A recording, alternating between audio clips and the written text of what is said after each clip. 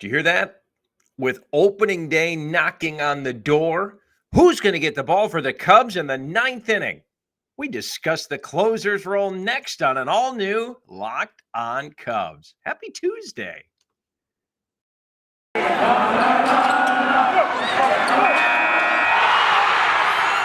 are Locked On Cubs, your daily Chicago Cubs podcast, part of the Locked On Podcast Network, your team every day.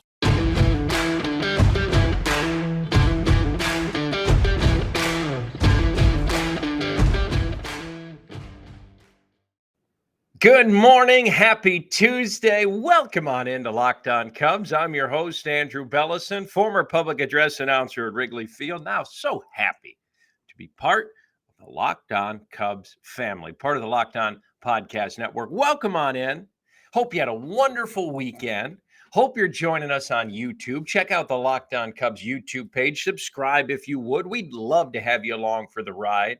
Check us out on Twitter at Chicago Cubs PA, at Locked On Cubs. So much great content to dive into after a weekend of spring training baseball. We are getting closer and closer to opening day, April 7th, Wrigley Field, Cubs Brewers NL Central Showdown. Are you ready? What tier of playoff contender do the Cubs fall into, according to MLB.com? We'll analyze their rank today, along with the rest of the National League Central Division. We're going to fly you and me out to sunny Mesa as well. We're going to catch up on the latest happenings from Sloan Park.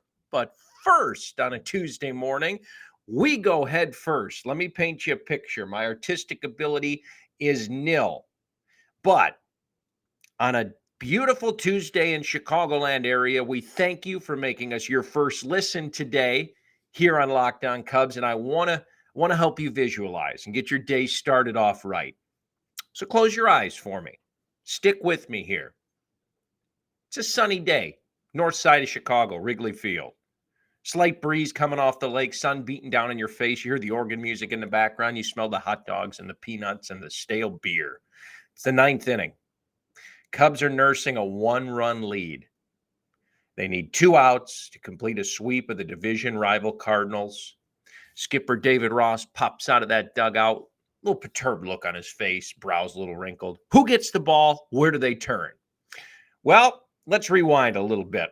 Last June, and I know we go here often, when the Cubs at that point were a team that was 10 games over 500, it was due to their bullpen. Good teams have good bullpens that perform consistently throughout the course of a 162-game schedule, period. It was a top 10, it was top 3 bullpen in all of Major League Baseball, not just the National League.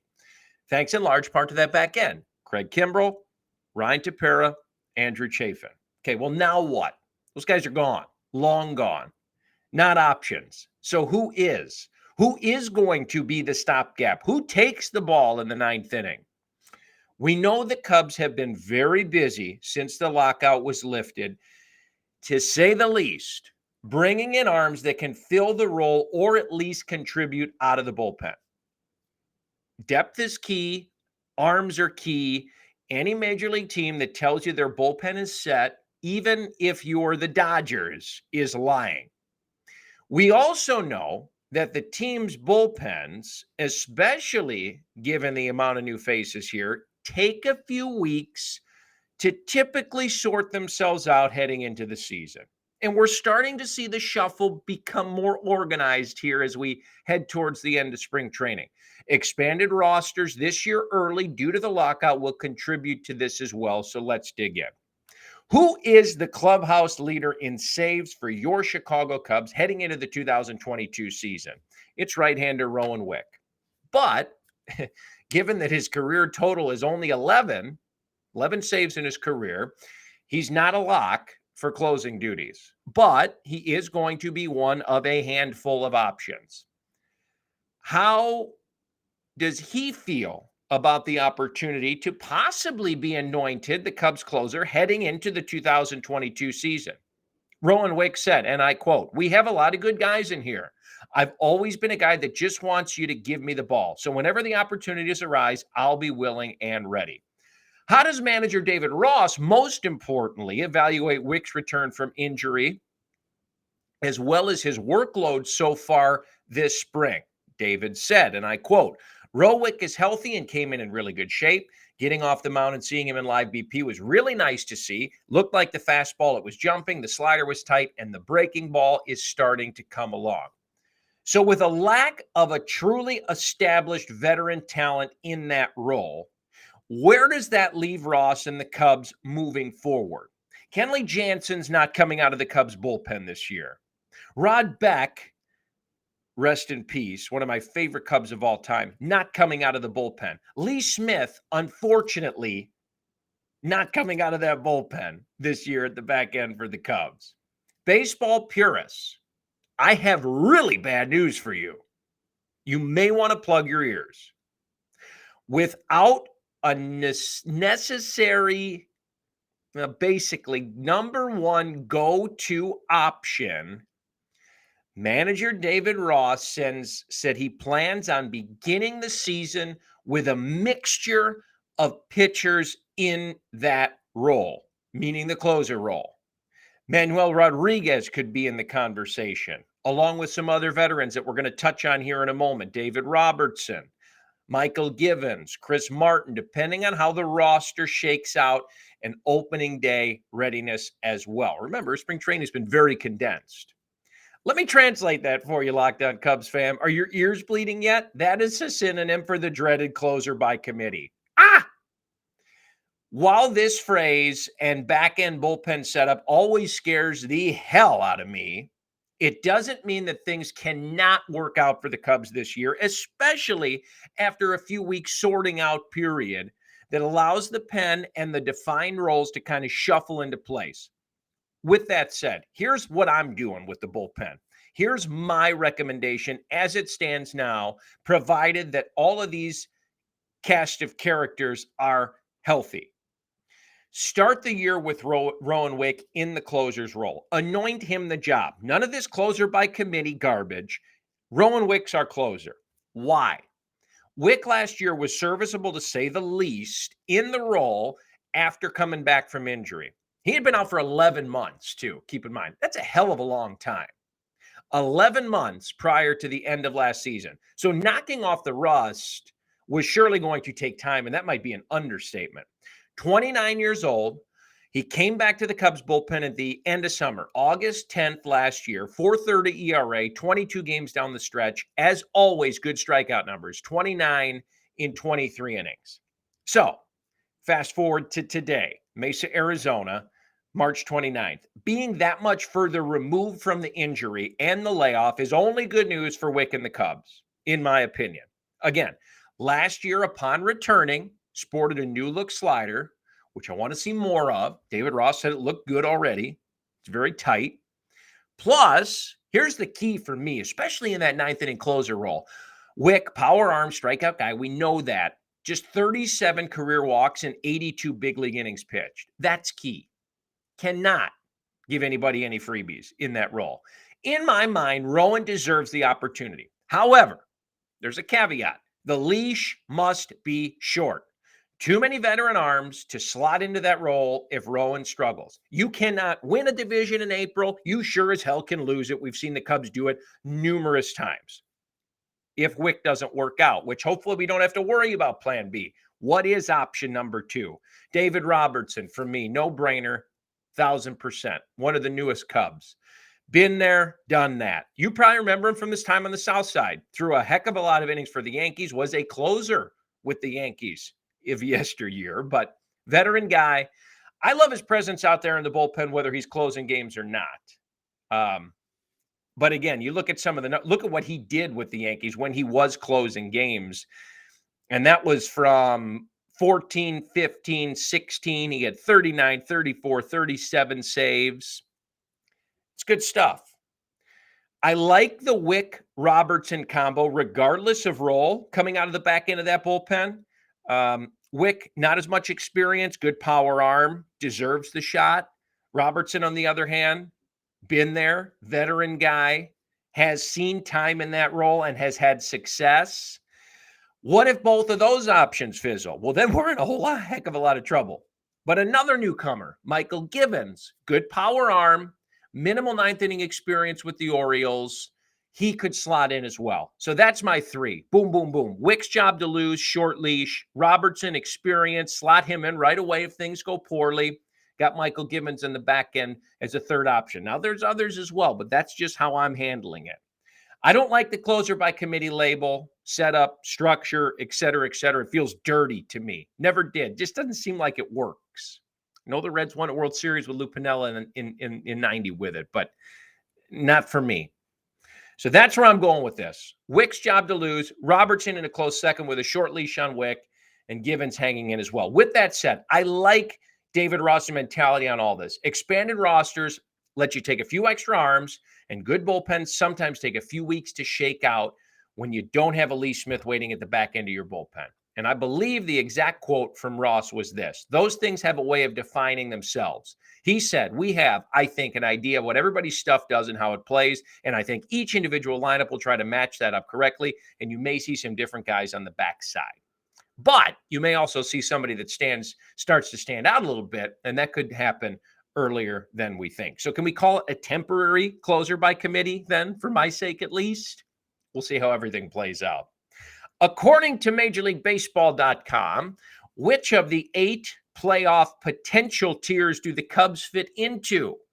We take a look at this along with the 4 other NL Central clubs shortly. Before we get there, have you tried Athletic Greens? They sent me a free sample. You might have saw this on Twitter. This is really cool stuff. So what is this stuff? One delicious scoop of Athletic Greens, you absorb 75 high-quality vitamins, minerals, whole food source superfoods, probiotics, and adaptogens to help you start your day right. It's lifestyle friendly, whether you eat keto, paleo, vegan, dairy-free, gluten-free, contains less than 1 gram of sugar, non-GMO, no nasty chemicals, no artificial anything, still tastes good, supports better sleep quality and recovery, supports mental clarity and alertness. The founder's story is really pretty cool. It was created when the founder experienced a ton of gut health issues and ended up on a complicated supplement routine to recover that cost over $100 a day. So he said, I got to do something. This is ridiculous. I'm going broke. Created Athletic Greens to combat that problem. Here we go. Let me make it easy for you. Athletic Greens is going to give you a free 1-year supply of immune-supporting vitamin D and 5 free travel packs with your first purchase. So all you have to do, visit athleticgreens.com/MLB Network. Again, that's athleticgreens.com/MLB Network to take ownership over your health. Pick up the ultimate daily nutritional insurance. Take your health into your own hands. Try Athletic Greens. Talk Cubs playoffs next on Locked On Cubs.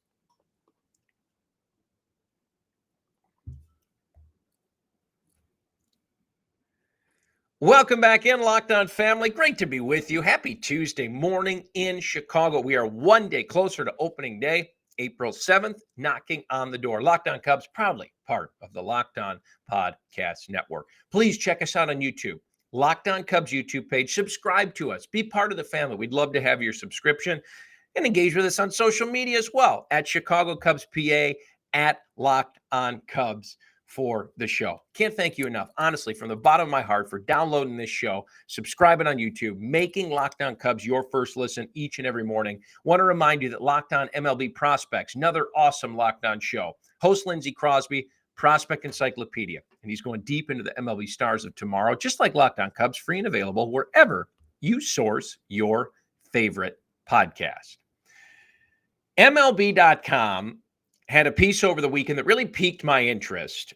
What they did is they split up all 30 teams into 8 separate playoff tiers, so to speak. 8 of them.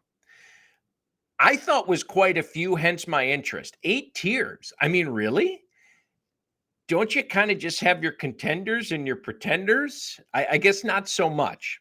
So what are the 8 tiers exactly that they used? and who's in each. What we're going to do is take a look at where the Cubs slotted as well as the rest of the division. This kind of goes along with another reason why I think the Cubs could surprise and win the National League Central in 2022. So from 1 to 8, those tiers were number 1, the cheese stands alone. Tier 2, World Series or bust. Then solid contenders, the Giants zone for tier 4. Tier 5 was the high variance 500. Not yet, maybe soon for tier 6. Still lurking in tier 7.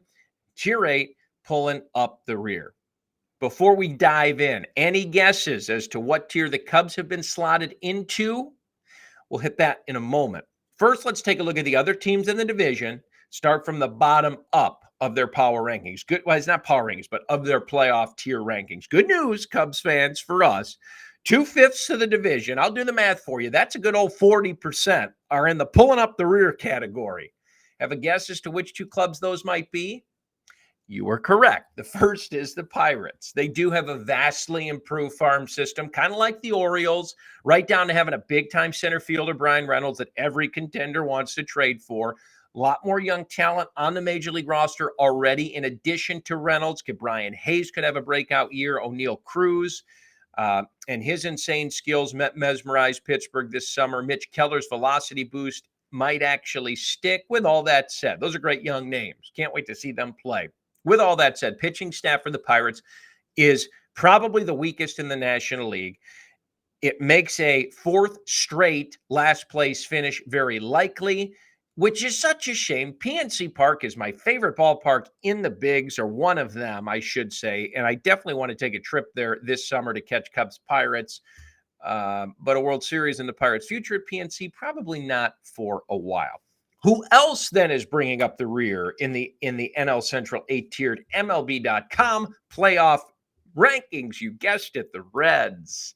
Made the playoffs in 2020, were the next best team in the wild card last year, even though they had a plethora of key injuries.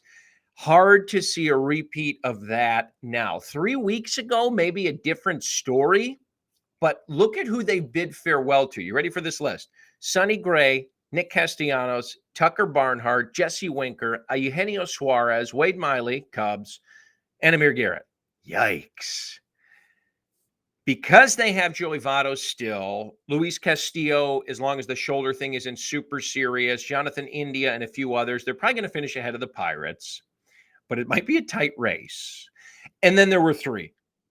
Let's hop up to tier 5 now, which was labeled as high variance 500. This is where we meet the Cardinals, and that's where MLB.com puts them. Tier 5, high variance 500. What can we expect from the Cardinals? I mean, let's be honest. Let's level each other. Every year they're there. Some player we've never heard of steps up and makes a splash. They have 40-year-old pitchers that throw like they're 25 years old. The Cardinals, unfortunately for them this year, didn't even get onto the field for their first spring game before the bad news rolled in. Alex Reyes is out with shoulder trouble.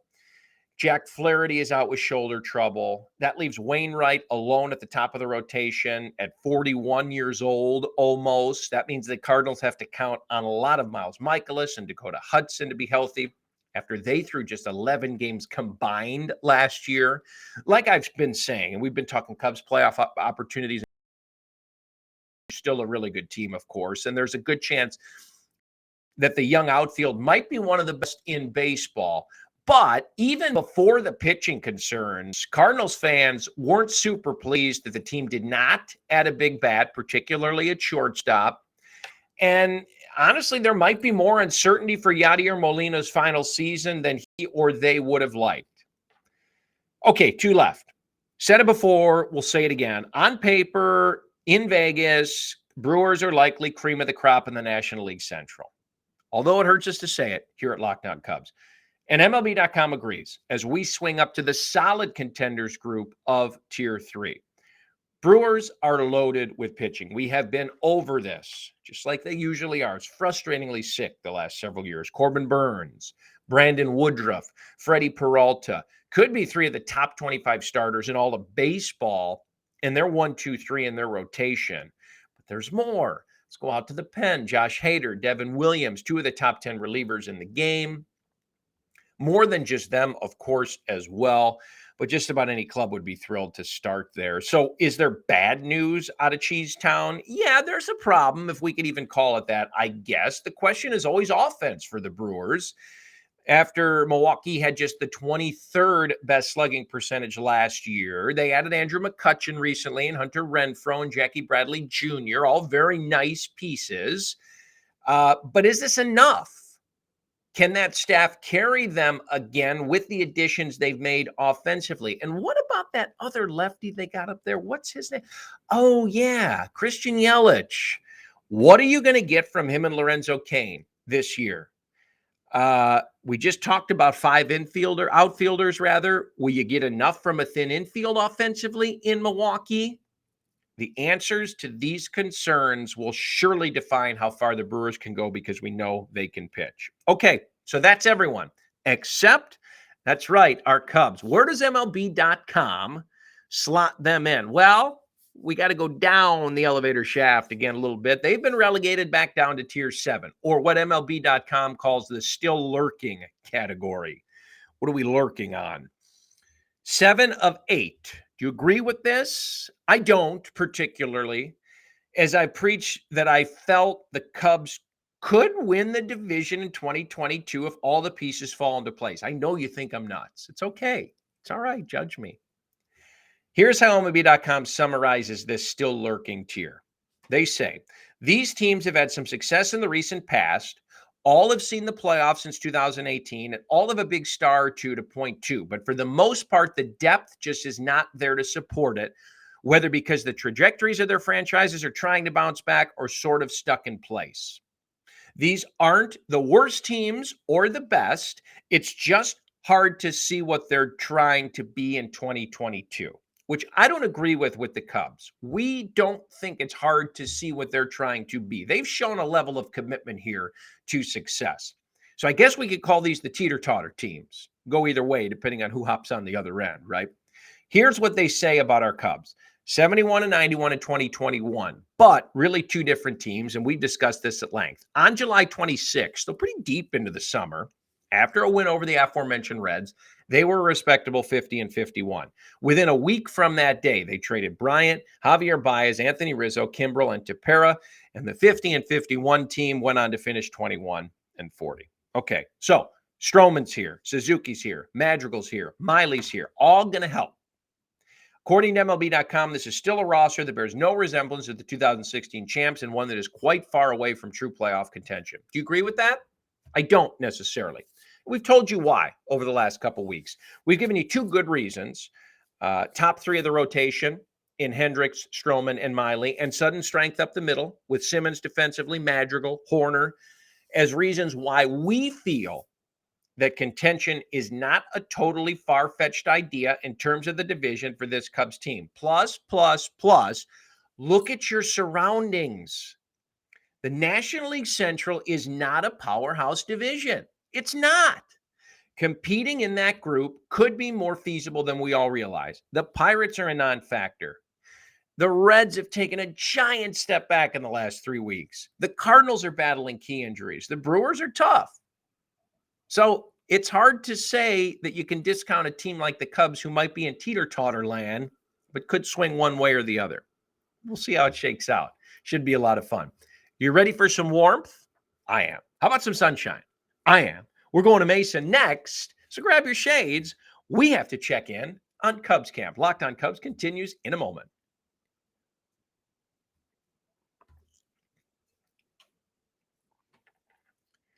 Welcome back into Locked On Cubs. I'm your host, Andrew Bellison. Thank you for being with us today. Thanks for taking the time each and every morning for tuning us in, downloading us free and available wherever you find your favorite cast. We love you. I love being part of the Locked On Cubs family. Seriously, it means so much to me. Let's check in. Cubs camp, Mesa, knocking on the door to opening day. Things are starting to wrap here. Over the weekend, Kyle Hendricks' pitching line didn't look so great, but the veteran said he was happy with the work he got on Sunday against the Royals at Sloan Park.